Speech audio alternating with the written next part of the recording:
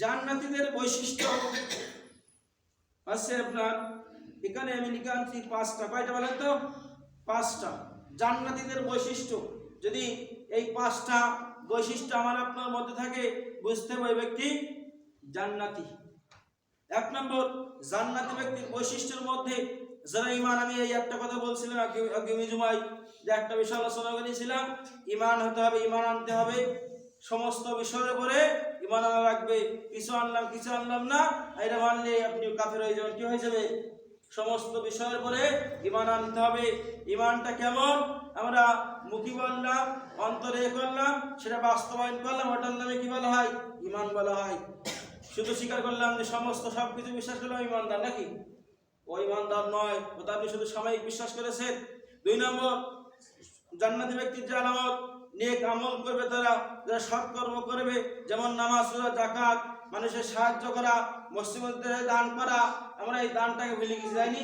এখন যে সিজন চলছে, যে ওসর আমি বলছিলাম আগে জুমায়, এই ওসরের প্রাপ্য আমরা কি দিয়েছি বলেন? আমরা কেউ দিয়েছি? এটা কি সুন্নত না ফরজ বলেন তো? খরচ দিতে হবে। এটা আজকে আমাদের সমাজ থেকে উঠে গেছে না? এই ওসরে দিতে হবে। যদি জান্নাতি ব্যক্তি হতে হয়, তাহলে আপনার উৎপাদিত ফসলের ওসর যাকাত দেওয়া লাগবে, আপনি হিসাব করে দিয়ে দেবেন।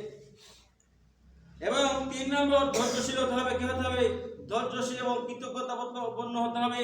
আমাদের ধৈর্য নেই আছে? একটা কিছু মানুষ বললো, সঙ্গে সঙ্গে এই যায়, আমাদের ধৈর্য আছে? ধৈর্যশীল হতে হবে। কেউ কিছু বললে হজম করার চেষ্টা করতে হবে। সাহাবীরা রাসূলের এত মেরেছে, রাসূল কি ধৈর্য হয়েছে বলেন? আমি রাসূলের কথা বলছি, সাহাবীদের কথা। তাদের এত নির্যাতন করেছে, তারা কি ধৈর্য হয়েছে কে বলেন? আর আমাদের একটা কিছু যদি বলিছে, এই ওই হুজুর দেখিনি ভাই কি বলে না বলেন? আমি কি বানাই বলছি কথা? সমাজের কথা বলছি। এই অমুকি দেখি নেবো, এই বলিস কেন আমার নামে? ধৈর্য ধারণ করে। এবং যারা বিপদে ধৈর্য ধারণ করে, রোগ হলে ধৈর্য ধারণ করে, কোনো কিছু ক্ষতি হলে ধৈর্য ধারণ করে। যদি মনে করে আপনাকে আল্লাহ রোগ দেশে, ফসলের ক্ষতি হয়েছে, সংসারে অশান্তি ক্ষতি হয়েছে, স্ত্রী অসুস্থ, বুঝতে হবে ওই ব্যক্তির ঈমান আছে, আল্লাহ তাআলা পরীক্ষা করছেন, ব্যাখ্যা দেব না। 4 নম্বর, যার আখলাক, যার চরিত্র সুন্দর। কার?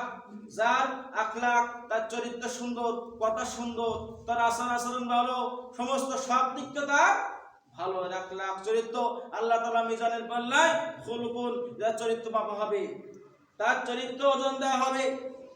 আপনার মুখ দেখানোর কষ্ট দিচ্ছেন কিনা, চরিত্র ভালো আছে কিনা, এই বিষয়ে আল্লাহ তাআলা আপনার মিজানের পাল্লায় আপনার আখলাক, চরিত্রটাকে তুলে ধরবেন।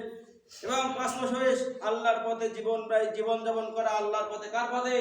আল্লাহর পথে জীবন যাপন করা, আল্লাহর দ্বীনের পথে চলা, আল্লাহর দ্বীনটা কায়েম করা।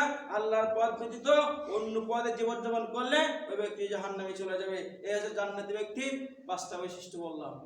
আল্লাহ রাব্বুল আলামিন আমাদের আমল করার তৌফিক দান